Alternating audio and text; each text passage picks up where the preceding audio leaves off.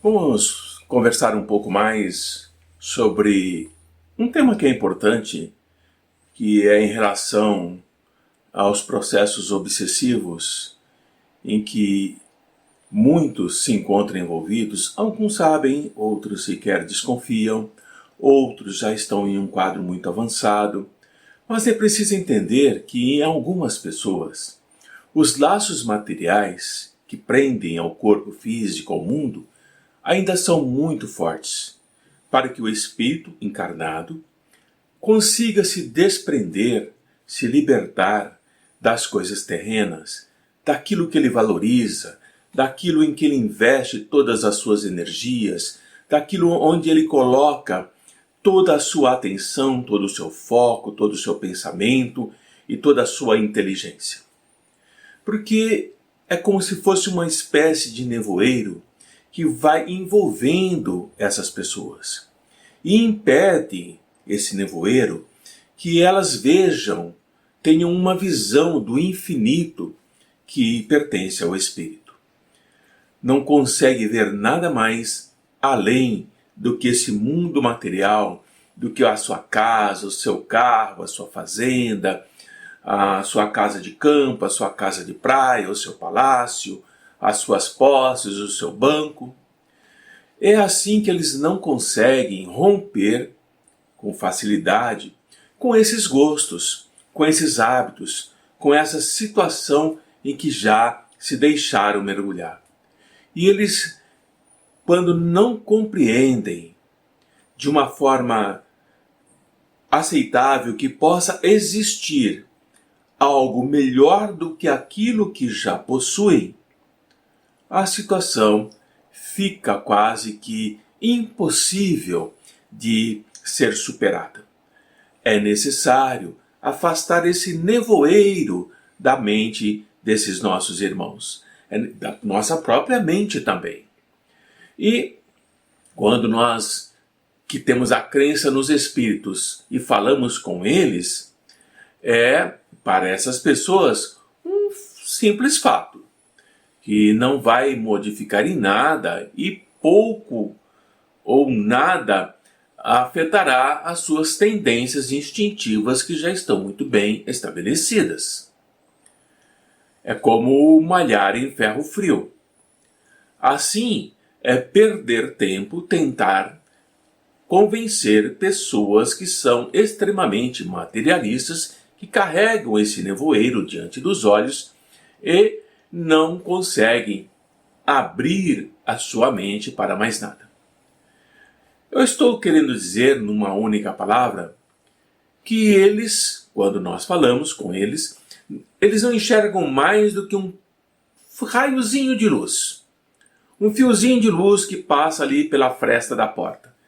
Insuficiente esse raio de luz para orientá-las, para causar nessas pessoas uma aspiração, um desejo mais profundo, que seja capaz de modificar as tendências que carregam tão profundamente entranhadas em si mesmo.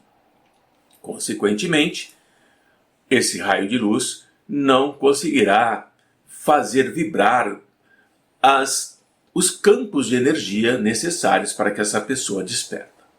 Porque elas vão se apegar, quando se deixam levar para uma casa espírita, elas vão se apegar mais aos fenômenos do que ao quesito moral, que para eles a questão da moralidade é algo banal, é algo monótono, é algo cansativo, é algo que não desperta nenhum interesse. Mas o fenômeno físico, as luzes, os sons, os instrumentos, as mesas se movimentando, sim, interessa, mas não passa disso. E tem um outro aspecto que é muito interessante quando procuram a casa espírita.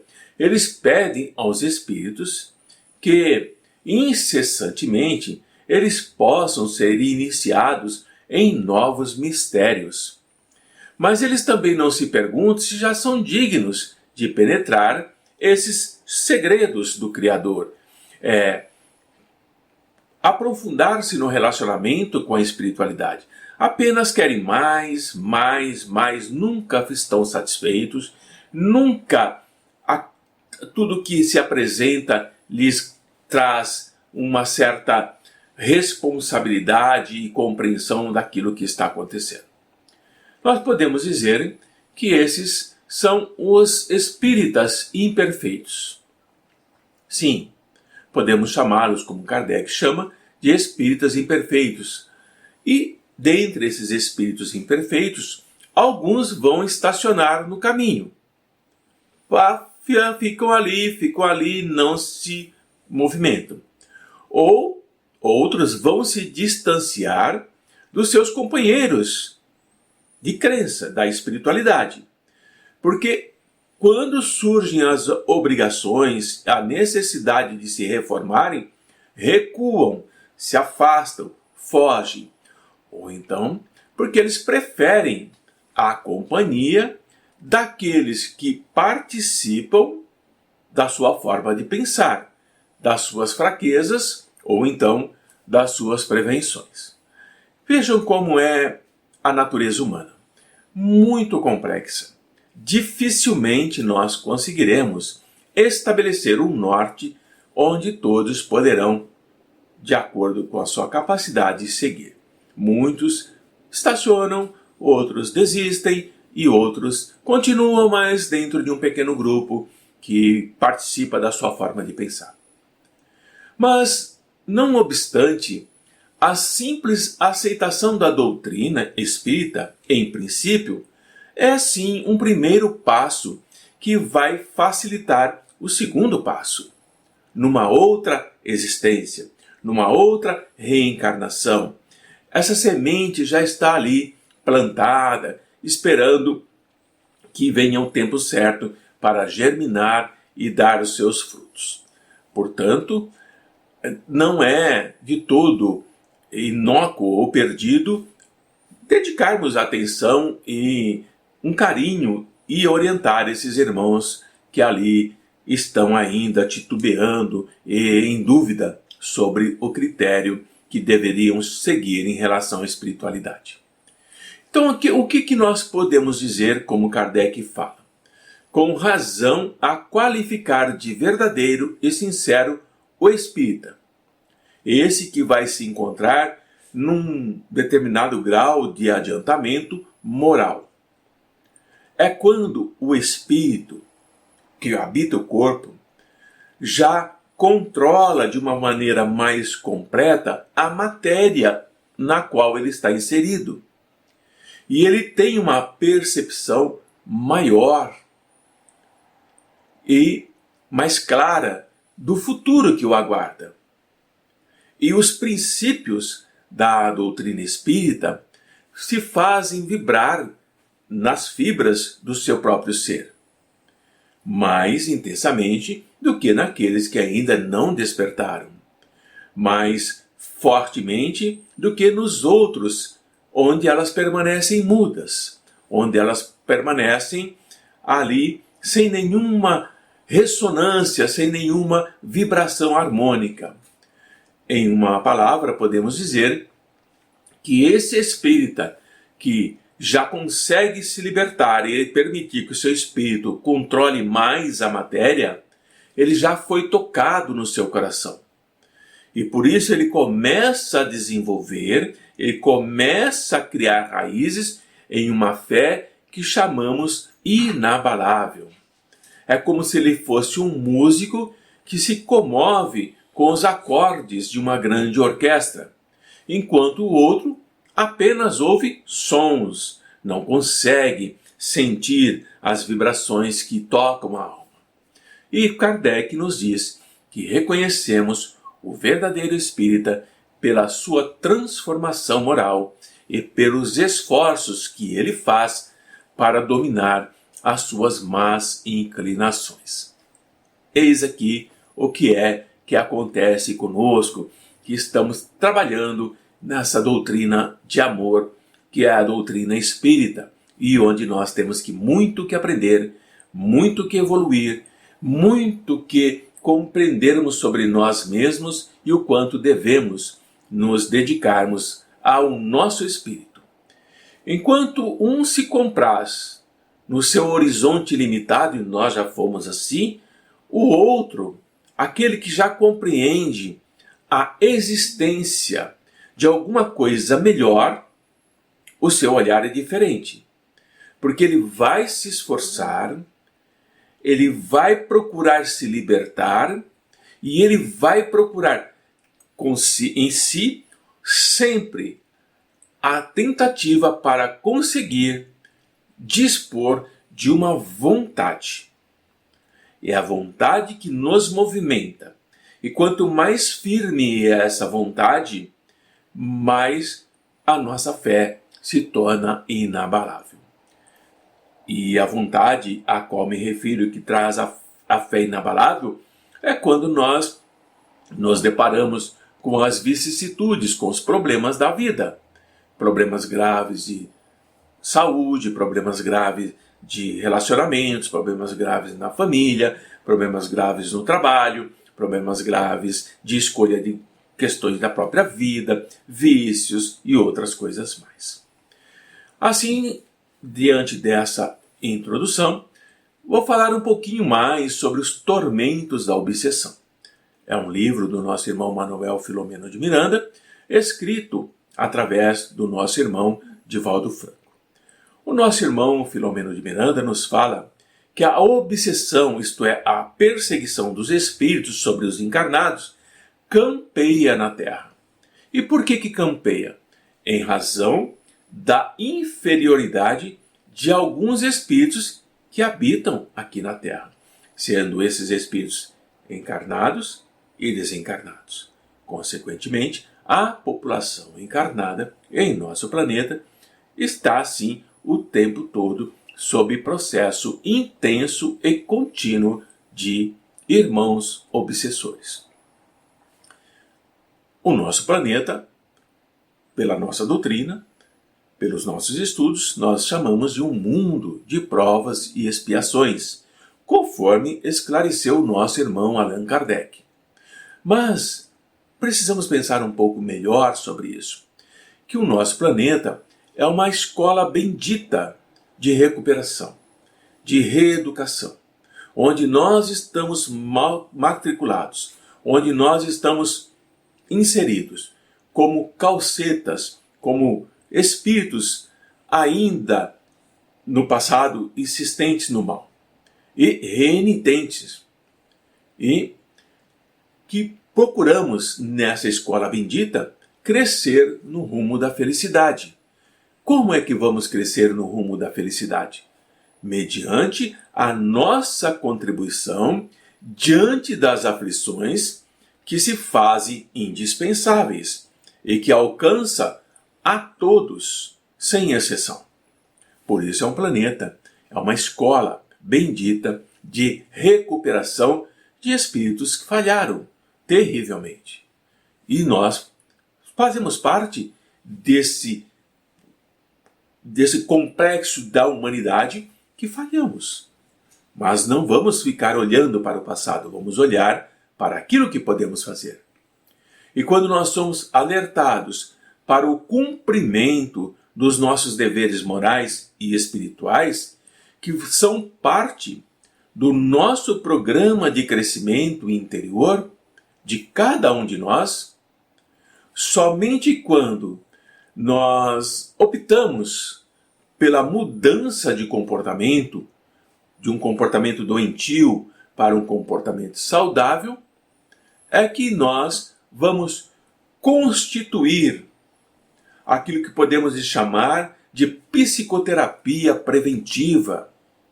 Uma psicoterapia preventiva contra quaisquer aflições, quaisquer sofrimentos, quaisquer tormentos, a que nós pudéssemos ser conduzidos. É esse o processo. Modificar o nosso comportamento de um comportamento desprezível para um comportamento saudável. Mas isso não é fácil, porque nós carregamos um vício, um hábito arraigado de séculos e séculos de experiências e vivências no erro. Mas, no entanto, aqueles de nós que ainda se tornam descuidados, desatentos dos compromissos de autoiluminação e de paz que nós nos comprometemos antes de encarnarmos, nós vamos enveredar pelas trilhas do abuso das faculdades orgânicas. Nós vamos extrapolar, nós vamos intensificar e abusar das nossas emoções, dos nossos processos mentais. Nós vamos nos comprometendo de uma forma lamentável com as soberanas leis da vida. Através de que forma? Através da agressão, através do desrespeito aos nossos irmãos, que também, assim como nós, estão na marcha evolutiva. Portanto, meus irmãos, minhas irmãs, meus amigos, minhas amigas, nós precisamos começar a olhar para nós mesmos. Com um olhar misericordioso para nós mesmos, para entendermos por que estamos aqui. Estamos aqui para melhorarmos, para progredirmos. E quando nós compreendemos isso e nos esforçamos para isso, nós vamos entender que não é de estranhar que a inferioridade daqueles que sofrem injustiças, que sofrem traições, que foram enganados, que sofreram perversidades, esses que passaram e sofreram tudo o que eu acabei de dizer, eles vão se armar com os instrumentos que vão dar a eles condições de exercer uma vingança, iniciar um processo de perseguição quando eles estiverem desencarnados, eles estiverem livres do corpo físico, quando eles morreram. E ao morrerem com todas essas injustiças que sofreram, eles vão se esforçar, sim, por sua vez, para causar os mesmos motivos do sofrimento que tiveram naqueles que fizeram, agiram, pensam e se estruturam dentro desse campo de energia, de injustiça, de perversidade, de falta de ética, de vingança, de enganar o outro, de perseguir o outro. A questão é que se esses espíritos que desejam a vingança a qualquer custo, os obsessores, se eles compreendessem que há necessidade do amor, e diante dessa necessidade do amor, eles iriam superar essas ocorrências nefastas que o outro fez contra eles. Quando eles compreendessem dentro das leis de amor, eles desculpariam os seus adversários e davam a eles a oportunidade para repararem todo o mal que eles praticaram contra a consciência divina. Mas nós não agimos assim. Todos aqueles que nos vilipendiam, que nos ofendem, que nos maltratam, que nos magoam, que nos enganam, que nos traem, nós queremos nos vingarmos. E não aceitamos a lei de amor.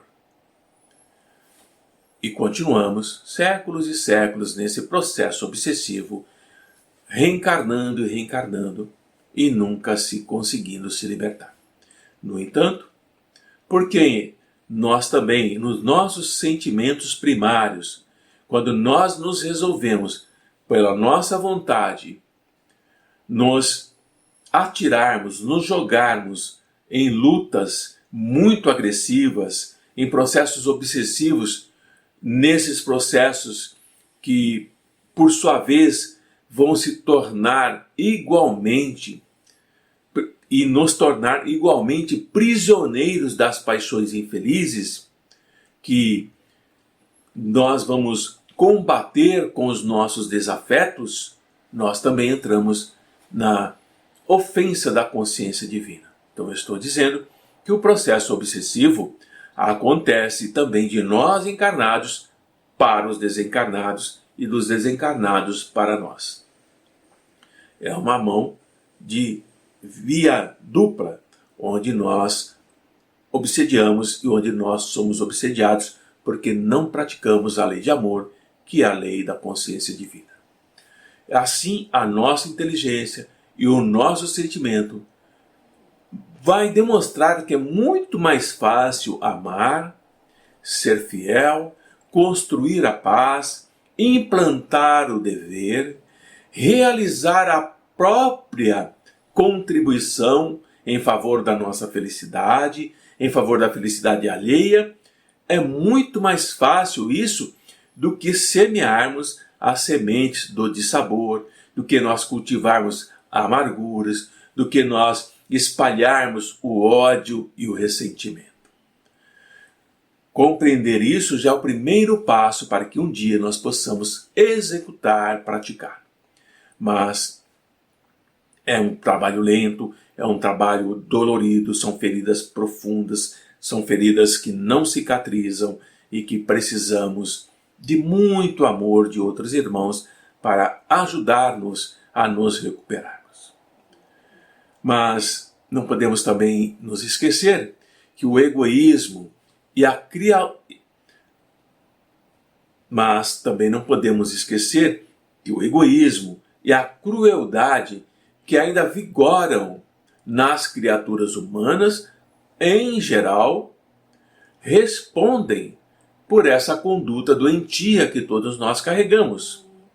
E vai nos impulsionando para esses desatinos, para esses descalabros que se tornam responsáveis para a nossa futura infelicidade. Compreender que a nossa felicidade ou infelicidade depende daquilo que nós impulsionamos, se é desatino, descalabros, ou se é perdão, se é desculpa, se é procurar trabalhar a capacidade de caminhar com o outro mesmo sendo nosso adversário. Quando nós nos negamos aos sentimentos elevados, nós vamos transitar, nós vamos caminhar por locais muito tumultuados, locais onde há muito desespero, locais onde as pessoas que ali estão ou as pessoas que ali passam vão se entregando para o sofrimento, para a perversidade, para a escravidão da sua própria alma, quando poderíamos ascender, poderíamos subir aos planaltos da harmonia que estão ali nos aguardando em sua plenitude. Mas o nosso olhar ainda é um olhar de matéria, é um olhar de egoísmo, é um olhar de não perdão, não é um olhar de misericórdia como ensina o Mestre Jesus. E nós descemos e não ascendemos. Enquanto nós permanecemos nesse estado, nesse comportamento humano de mágoa, ódio, vingança, ressentimento, as obsessões, as influências desses espíritos perversos se transformam lentamente em um verdadeiro castigo, em um verdadeiro flagelo para todos aqueles que se deixaram aprisionar nas suas amarras obsessoras pelo pensamento, por aquilo que cultiva na mente, por aquilo que pensa o tempo todo, abrindo portas e mais portas para que esses obsessores possam entrar e dominar a sua mente e controlar daí para frente as suas atitudes, as suas decisões e sempre procurando prejudicar o encarnado que se permitiu ser obsediado.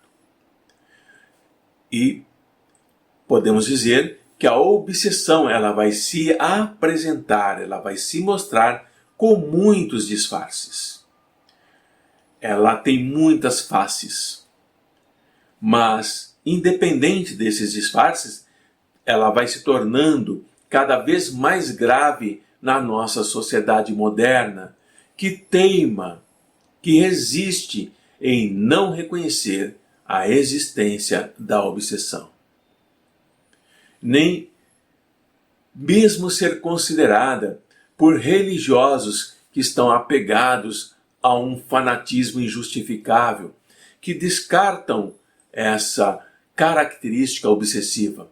E acreditam-se doutores, acreditam-se credenciados e não se preocupam em sanar esse processo obsessivo, onde ela se manifesta. E acreditam que, mediante o poder da fé e da autoridade que se atribuem, negar a existência da obsessão. Assim, as portas se abrem mais facilmente, porque aqueles religiosos que fazem isso convencem milhares e milhares de irmãos a permanecerem com as suas mentes distraídas, submetidas ao processo obsessivo. Uma outra faceta é a questão acadêmica, quando doutores, os mais variados dentro da ciência, vinculados ao ceticismo em torno da imortalidade do espírito, não acreditam nisso, e nas diversas áreas em que eles se movimentam, especialmente nessas áreas que nós podemos denominar as áreas da ciência da alma, eles se recusam a aceitar a continuidade da vida, a imortalidade do espírito. E com esse cientificismo vão convertendo os seres humanos a uma situação reducionista, isto é, materialista, não permite que a mente se abra. E, se é reducionista e materialista, está afirmando que a morte consome tudo, aniquila tudo. Nada existe após a morte do corpo físico. Mas uma grande gama, uma multidão de encarnados que se deixam convencer e mantêm a sua mente estritamente restrita ao campo da materialidade. E existem religiosos que estão embriagados pela ilusão dos sentidos, acreditam que são portadores de uma imunidade, são cheios de empáfia, eles se afirmam imunes à enfermidade traiçoeira, porque eles se sentem indiferentes, mais elevados dos fenômenos espirituais que vão se multiplicando de uma forma gigantesca, em um volume avultado, mas são desconsiderados por esses religiosos que se acreditam acima dessas manifestações desses espíritos. E convencem os seus fiéis a seguirem as suas observações. Muitos afirmam que os espíritos não existem, mas terão grande surpresa quando morrerem, desencarnarem, deixarem o corpo físico e se verem como espíritos, como irão negar a si mesmo. É o grande choque. Então nós temos multidões desinformadas da realidade da vida. E essa multidão vai se banquetear, vai festejar, vai aproveitar na irresponsabilidade perante os compromissos da própria existência.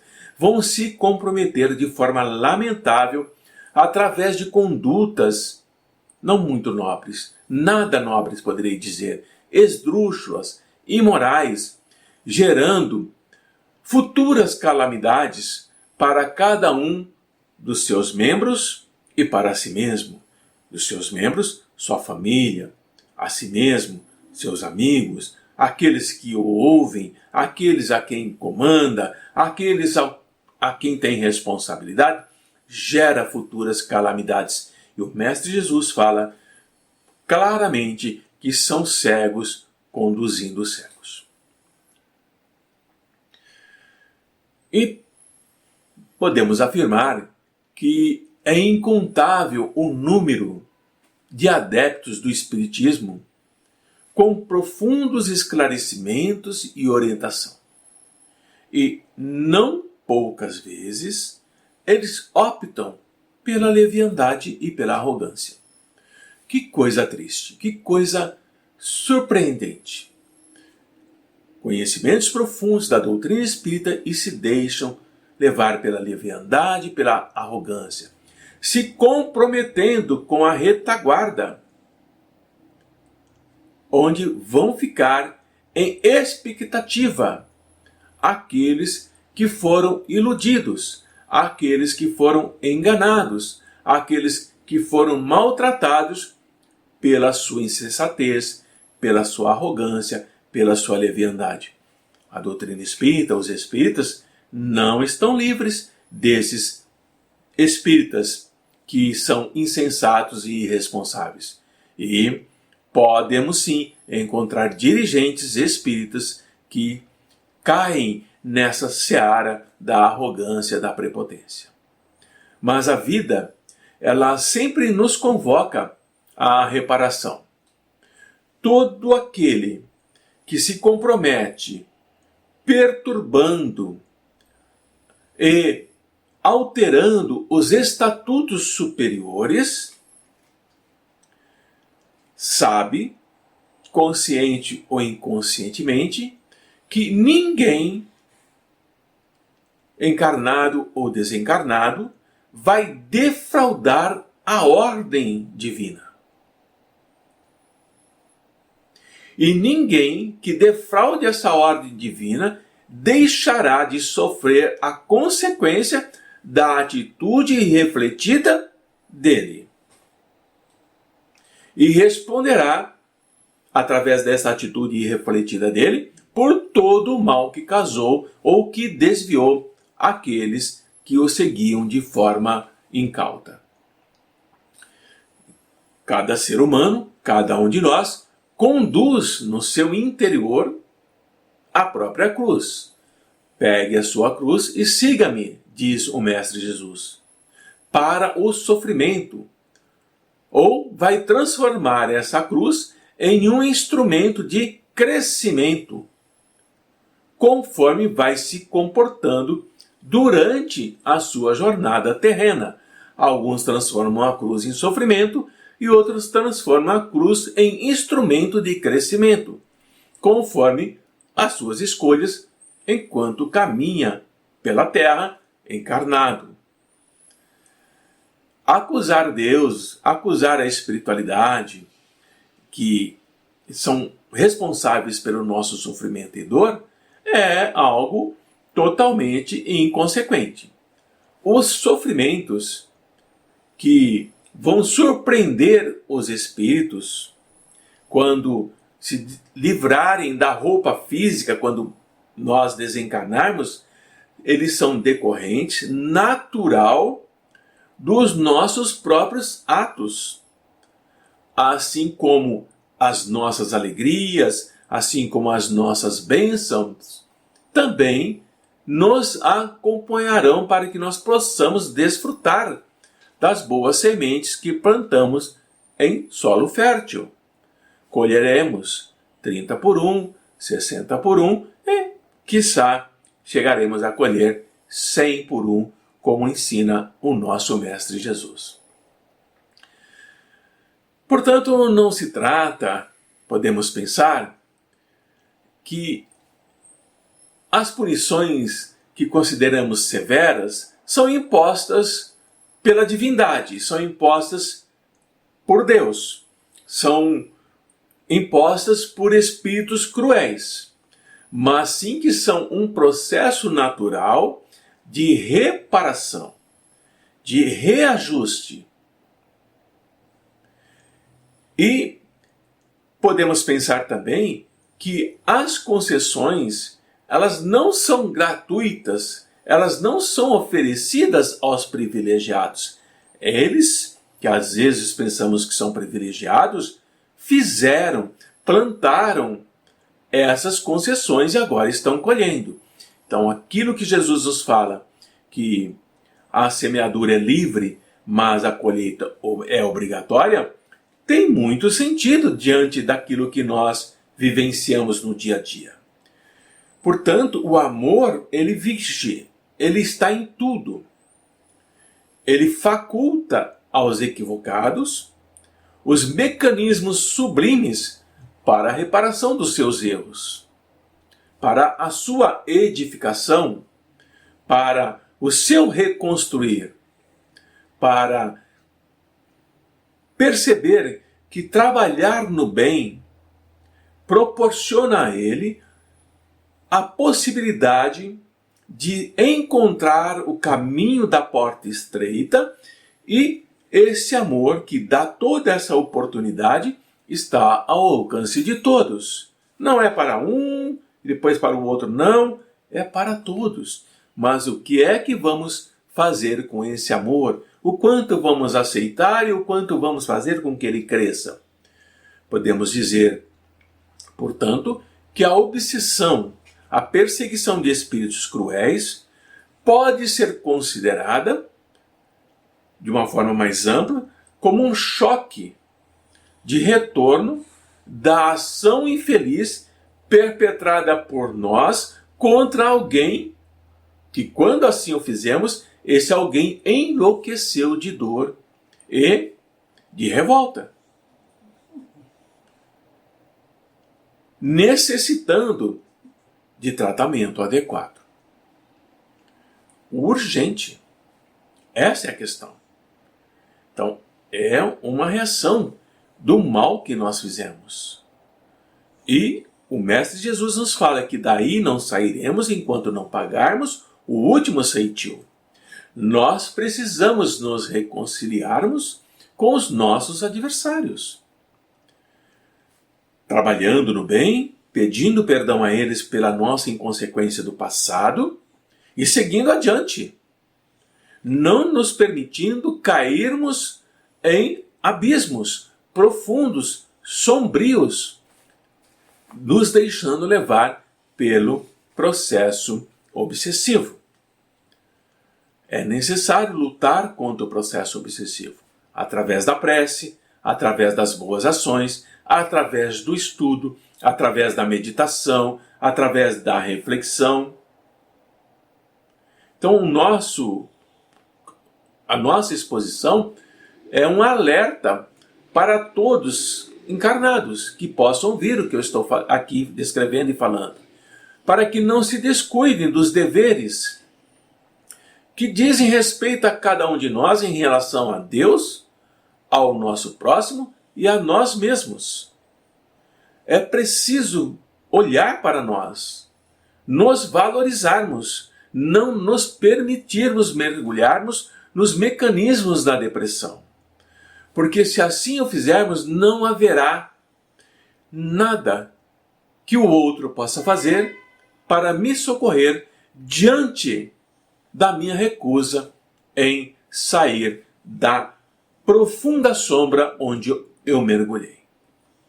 Toda semente de ódio que é jogada a esmo pelo caminho, toda semente de desprezo jogada a esmo pelo caminho, sempre vai se transformar em plantação de infelicidade.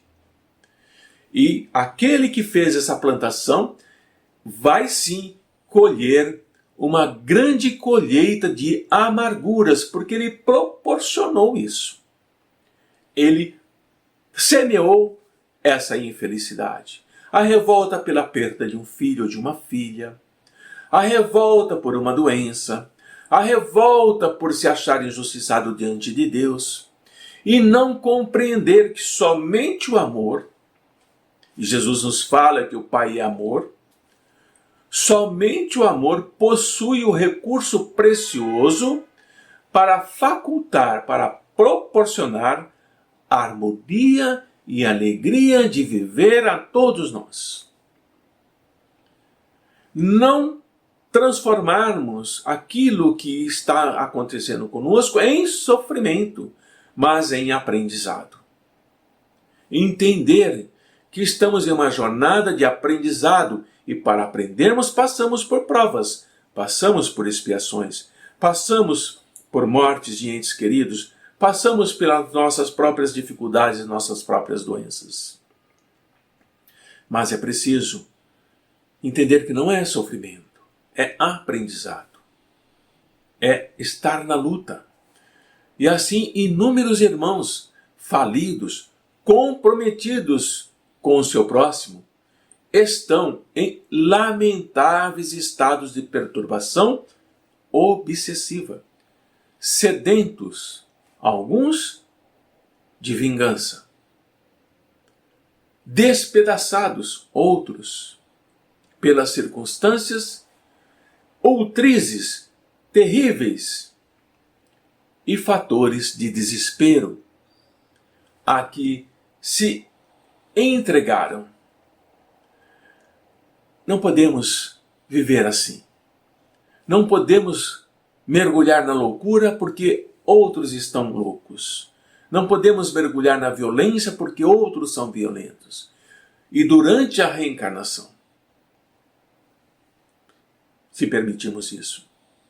Porque quando nós abandonarmos os compromissos nobres que nós aceitamos e substituirmos esse compromisso pela alucinação e pelo transtorno e desequilíbrio moral que vamos nos permitindo, nós estamos trilhando um caminho extremamente doloroso, que nós escolhemos, que nós traçamos, que nós resolvemos seguir. Meus irmãos, minhas irmãs, é preciso meditar, refletir sobre a nossa existência. Porque podemos entender que outros que já conhecem a orientação luminosa da doutrina espírita serão pessoas que têm uma forma viva e mais penetrante, demonstrando a crença na imortalidade da alma e do espírito. É muito importante nós compreendermos isso. No entanto, é preciso viver os postulados que são exarados na codificação, de uma forma urgente. Não pode nem deve ser postergada, porque ao postergarmos, ao deixarmos para depois, estamos criando obstáculos para o nosso próprio crescimento. Já chega, não é? Já chega aqueles que já criamos até aqui e que temos que remover. Então, eu espero que essa contribuição nesse pequeno texto e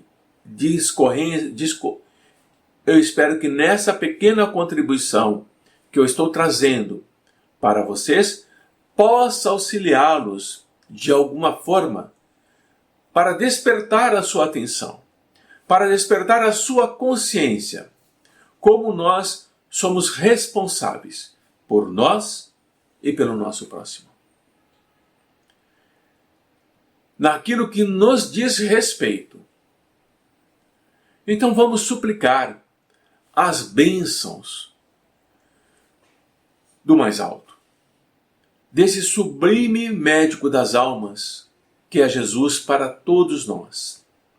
Porque ainda, meus irmãos e minhas irmãs, nós somos seus pacientes em recuperação.